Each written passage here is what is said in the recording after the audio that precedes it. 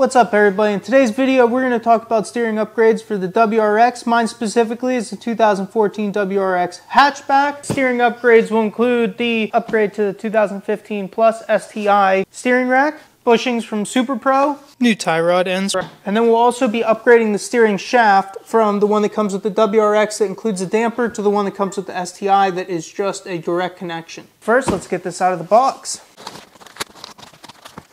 We can see the rack came with some new brackets. Since we refinished our existing ones, we won't be using the new. You can see how rusted and corroded the old tie rod ends were compared to the new ones. The old ones were so bad you could no longer adjust. Here's a close-up view where you can see the damper better. This should make for better feedback from the road without it. These are the SuperPro bushings. I already have the included press lined up to press out the old.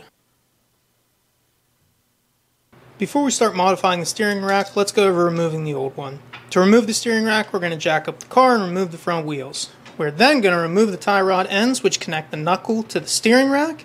This is held on by a cotter pin and a nut. Here in the north there's rust, so we're going to use an impact to rip through the cotter pin and take the nut off. Once the nut's off, we can take the ball joint tool and press the tie rod end out of the knuckle. To access the steering rack bolts, we're going to remove the subframe brace. It's held on by 8 direct bolts and 2 bolt nut combos. Now we can get to the lines. The best way I've found to remove the lines is a crow's foot, but I'm sure there are many ways that would work. We also need to disconnect the steering shaft from the rack. Since we're replacing the shaft, we're going to remove the shaft to column bolt as well. Now we're just left with 6 bolts holding in 2 brackets. Once the bolts are out, we can wiggle the rack out. This is the included press. You can see that there is space for the bushing to be pressed out so that all is needed is tightening down the nut, and it makes it easy to work with.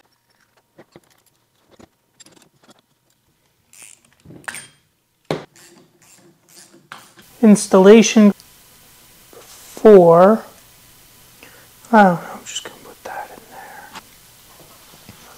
there. Alright.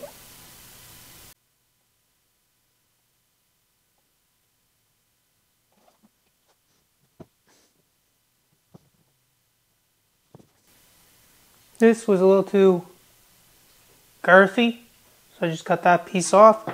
Less girthy. Now fits good. The SuperPro is on top here and the OEM one on bottom. I don't know how much difference it'll make since they're both new, but we're throwing on the SuperPro. We want this to match the rest of the suspension, so wrapping it up for paint and done. So one thing Schmedia called out in his video is that the steering rack does not come dead center. Now since it doesn't come dead center, what we're going to do is rotate it all the way to the one side, make a mark, rotate it all the way to the other side, make a mark, and then mark right in between them, and that should be dead center. Alright, it's all the way to the left. Oh, it looks like they have a mark under here. I wonder if that's supposed to be dead center. We're going to find out. We're going to use a little blue mark. You guys probably can't see. Blue marks under there. So yeah, the blue line does not look like it was centered. I'm not sure why. Maybe it's adjusted off a little bit on purpose. But either way, we're going to see how this works out when I turn it all the way one way, turn it all the way the other, and then center it between. So it's about a turn and a quarter to each side. Now that the rack is centered, we're going to get it put back into the car. If you also remove the shaft, I found it easier to install the shaft to the steering column first, and then use 2 brackets and 6 bolts to loosely hold the rack in place. After the bracket is mounted, you can reconnect the lines. The best way I found to do this is a crow's foot and a 3-inch extension. We'll need to connect the steering rack to the shaft and torque down both bolts to 17 foot-pounds. The 6 rack bolts we loosely put in earlier can be torqued down to 44 foot-pounds. You want to mount the tie rod end to the knuckle on both sides, tightening the castle nut to 20 foot-pounds and then a little bit tighter until you can get the cotter pin through. Sway bar at 18 foot-pounds. End links at 28 foot-pounds. Subframe bracket at 44 foot-pounds. Now that we have the rack attached underneath and the lines tightened, time to fill up the power steering fluid. They say use Dextron 3. Made a little bit of a mess so far. Let's turn the wheel and see how it works. Before we start the car, it's advised to turn the steering wheel lock to draw in some of the fluid. It doesn't look like that did much, but when I started up the car, it sucked all the fluid down when I was turning it left to right. So if you're doing it by yourself, I would start the car, turn the wheel a little bit, check the level again, and repeat the process until the fluid is stable. Now that we have the steering rack installed, power steering fluid filled up to where it needs to be and drawn into the rack, and the tie rod ends roughly adjusted, we run into a problem.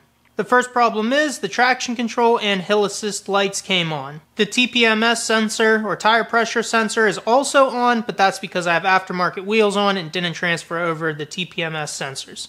Now, when I went to look this up online, I saw there were people with a similar issue, but their ABS light was also on. This is not the same condition. If your ABS light is on, it's something different. It was a little confusing to me when I was looking it up, but I went back and rewatched Smedia's video and saw he now had a pinned comment under his video addressing this and saying he took it to Subaru and they were able to reset the sensor. Now, because I needed an alignment anyways, I just took it to the local alignment shop, they aligned it for me, and then they also recalibrated the steering wheel alignment sensor. After recalibrating the steering alignment sensor, I had no more issues with it. I've driven it about 100 miles so far, and I absolutely love the difference between the STI rack and the WRX rack. I think a lot of the difference comes from that steering shaft that no longer has a damper. You feel a lot more of the road and you feel a lot more of the steering responsiveness. I am going to take this car out to pit race and compare new times to my old times now that we have the rear tow arms installed, the suspension redone, and the front steering rack replaced. It's time to find out what the difference on the track is. That'll be the next video. So if you're interested in that, feel free to hit that subscribe button. Either way, it's on to the next project for me. Disco girl.